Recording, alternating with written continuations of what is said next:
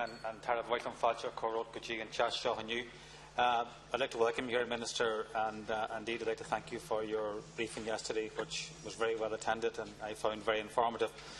I suppose any opportunity we have to discuss the overconsumption of alcohol in this country has to be welcomed, and unfortunately it's a relationship that us Irish have become famous for all the wrong reasons worldwide in relation to our abuse and overconsumption of alcohol, and that's unfortunate. And I think it's fair to say that there's probably not a family in this country that hasn't been affected by the overconsumption and the dangers and addictions that come with the overconsumption of alcohol. So any bill that strives to attempt to lower consumption has to be welcomed, and I would certainly support that.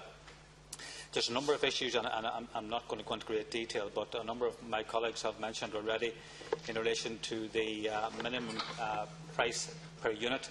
I think that's a good idea, but I think it's vitally important that we do so in conjunction with our friends in Northern Ireland. Coming from a border county, we are going through tough economic times at the moment, Ministers, I'm sure you can appreciate. Anybody in business along the border at the moment, the only word, the buzzword, is survival, and we're doing all we can to hang on in relation to Brexit and the devaluation of sterling and the effects that's having on our local economy. So I think it's vitally important from an economic perspective that anything we do in relation to minimum cost selling is done in conjunction with our friends in north of the border.